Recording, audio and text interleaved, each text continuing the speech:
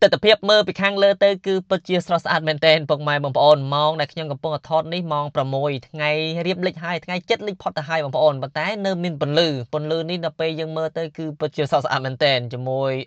ួយនឹងបរិយាកាសឃើញភ្នំណាបងប្អូនទិដ្ឋភាពនេះគឺខ្ញុំថតនៅក្នុងក្រុងស្រីភ័ណ្ឌខេត្តបន្ទាយមានជ័យហើយភ្នំនេះគឺជាភ្នំស្វាយភ្នំកងវ៉ាដែលយើងឃើញនៅខាងមុខហ្នឹងណាអូយស្រស់ស្អាតមែនទែនពុកម៉ែបងប្អូនយើងធ្លាប់តែមើលនៅខាងក្រោមបែបធម្មតាទេប៉ុន្តែនៅពេលយើងឡើងមកលើបែបនេះបានដឹងថាអូទិដ្ឋភាពគឺពិតជាស្រស់ស្អាតមែនទែនជាមួយនឹងដងស្ទឹងព្រះពលានៅក្នុងក្រុងស្រីភ័ណ្ឌយើងនឹងឯងពុកម៉ែបងប្អូនយើងនៅក្នុងខេត្តបន្ទាយមានជ័យក៏ដូចជាពុកម៉ែបងប្អូនយើងនៅក្នុងក្រុងស្រីភ័ណ្ឌនេះប្រកាសជាស្គាល់ច្បាស់តាក់ទងជាមួយនឹងស្ទឹងស្រីភ័ណ្ឌហើយខែនេះជាខែ8ថ្ងៃទី11ដែលខ្ញុំកំពុងថតនេះណាឆ្នាំ2026យើងនឹងឯងប៉ុន្តែទឹកដូចជាមិនទាន់មានឃើញមានច្រើនទេពុកម៉ែបងប្អូនទឹកអត់ទាន់មានច្រើនទេរាល់ឆ្នាំទៅចូលខែ7ពាក់កណ្ដាលខែ7ហ្នឹងគឺមានទឹកចូលព្រៃច្រើនតែឆ្នាំនេះចម្លែកអីនេះអត់ទាន់មានឃើញទឹកឯណាច្រើនទេពុកម៉ែបងប្អូនហើយស្រូវស្រែយើងពឹងទៅលើទឹកភ្លៀងប៉ុន្តែមួយរយៈនេះគឺមានភ្លៀងច្រើនដូចជាអត់សូវជាបញ្ហាទេប៉ុន្តែមួយរយៈមុនគឺស្រូវខ្លះហ្នឹងក្រៀមអស់ទៅហើ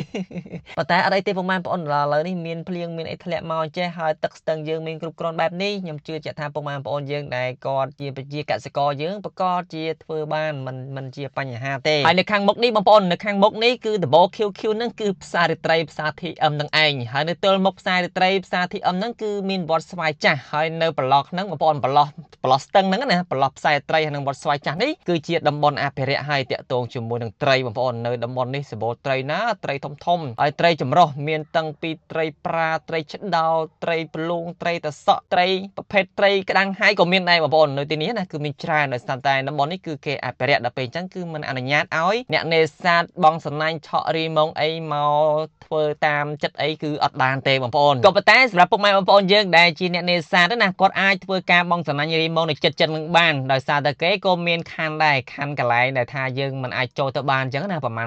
ម៉ែត្រអញ្ចឹងទៅបងប្អូនមិនមែនថាមកស្ទឹងគឺគេរៀបចំអភិរក្សទាំងអស់ទេអត់ទេតែប្លុកនឹងទេបងប្អូនតែមកប្លុកនឹងទេអញ្ចឹងណាអញ្ចឹងនៅចិត្តហ្នឹងពុកម៉ែបងប្អូនយើងអាចធ្វើការរីម៉ងបងសំណាញ់បានរហងៃខ្ញុំឃើញមានទូកអូខ្វាត់ខ្វាយតាមនឹងតែថ្ងៃនេះស្ងាត់តែឃើញមានពុកម៉ែបងប្អូនយើងគាត់នោះជិះម៉ូតូប្រុយតាមមាត់ស្ទឹងបងប្អូនព្រោះការពីមុនគឺអត់មានបែបនេះទេទើបតែប្រហែលឆ្នាំនេះទេដែលខេត្តក៏រៀបចំតាក់ទងជាមួយនឹងផ្លូវកបាត់តាមមាត់ស្ទឹងអញ្ចឹងទៅក៏មានពុកម៉ែបងប្អូនយើងក៏មកជិះដើរលេងអញ្ចឹងណាហើយក៏មានពុកម៉ែបងប្អូនយើងក៏មកលក់ដូរច្រើនហាត់ប្រាណតាមមាត់ស្ទឹងក៏ច្រើនដែរដោយថាតែបរិយាកាសនៅមាត់ស្ទឹងពេលល្ងាចបែបនេះបងប្អូនអើយត្រជាក់ស្រួលណាស់ខ្យល់ល្វិចដូច្នេះហើយបងប្អូនយើងគាត់ចូលចិត្តមកអង្គុយលេងរហូតដល់យប់បងប្អូនខ្ទង់ជាម៉ោង9ម៉ោង10អីណោះបានគាត់ត្រឡប់ទៅផ្ទះវិញអញ្ចឹងណាហើយស្ពាននៅខាងមុខនេះគេហៅថាស្ពានថ្មថ្មីបងប្អូនស្ពាននេះគឺធ្វើការឆ្លងកាត់ពីត្រើយម្ខាងទៅម្ខាងទៀតគឺឆ្ពោះទៅខាងផ្សាររាត្រីផ្សារ TM មុននឹងឯងបងប្អូនហើយល្ងាចនេះខ្ញុំឃើញថាមានចរាចរណ៍រៀងច្រើន